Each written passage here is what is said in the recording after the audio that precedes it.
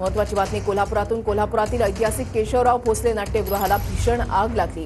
आगीमध्ये केशवराव भोसले नाट्यगृहाचं मोठं नुकसान झालेलं आहे। कोणताही कार्यक्रम यावेळेला त्या ठिकाणी नव्हता, त्याच्यामुळे मोठा अनर्थ टळलेला आहे। राजश्री शाहू महाराजांच्या पुढाकाराने नाट्यगृहाची उभारणी झालेली होती। भूषण पाटील आमचे प्रतिनिधी आमच्या सोबत आहेत, अधिक माहिती जाणून घेणार आहोत। भूषण, आग लागण्यामागचे नेमकं कारण कळू शकलेलं आहे का आणि नाट्यगृहाचं किती नुकसान झालंय?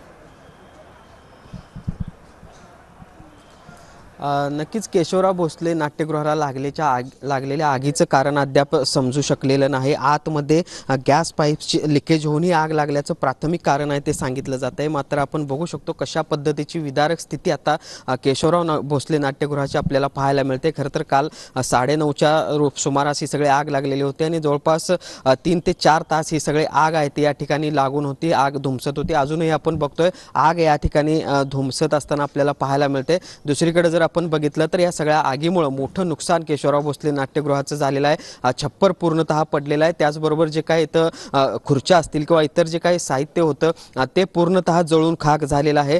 दलदल मोठ्या प्रमाणावर निर्माण झालेलं आहे। ज्या पद्धतीनं पाणी या ठिकाणी रात्रभर फवार केला गेलेला होता।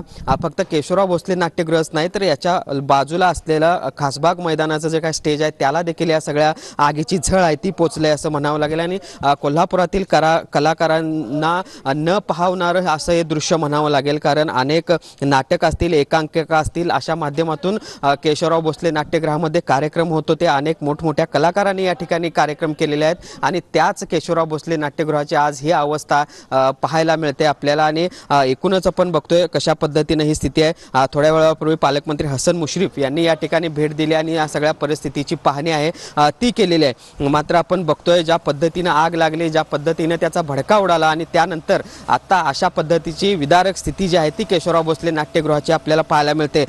दुःखाची बाब म्हणजे संगीत सूर्य केशवराव भोसले यांची आज जयंती आहे आणि त्यांच्या जयंतीच्या पूर्वसंध्येलाच अशा पद्धतीने आग लागणं आणि जयंती दिवशी ही अशी अवस्था होणं हे कोल्हापूरकरांना कुठेतरी वेदनादायी ठरलेलं आहे। सकाळपासून किंवा रात्रीभरापासून त्या संदर्भातल्या प्रतिक्रिया कोल्हापुरातून उमटताना आपल्याला पाहायला मिळत आहेत आणि त्यामुळे आता लवकरात लवकर या सगळ्या केशवराव भोसले नाट्यगृहाचं नूतनीकरण करावं, सुस्थितीत पुन्हा हे केशवराव भोसले नाट्यगृह आणावं अशा पद्धतीची मागणी देखील आहे ती होताना पाहायला मिळते। मात्र तुर्तास आपण बघतोय की कशा पद्धतीनं आता म्हणजे रात्रभर सगळा आग विझवल्यानंतर अजूनही काही ठिकाणी ही आग आहे ती धुमसताना पाहायला मिळते। अग्निशामक दलाचे जवान अजूनही या ठिकाणी थांबून आहेत। अग्निशामक दलाचे जिल्हाभरातून आलेले बंब देखील अजूनही केशवराव भोसले नाट्यगृहाच्या दारातच थांबून आहेत। जर पुन्हा आग वाढली किंवा तशी काही परिस्थिती निर्माण झाली तर खबरदारीचा उपाय म्हणून ही सगळी उपाययोजना ठेवण्यात आलेली आहे। आणि एकूणच आपण धन्यवाद भूषण दिलेल्या सविस्तर माहितीसाठी।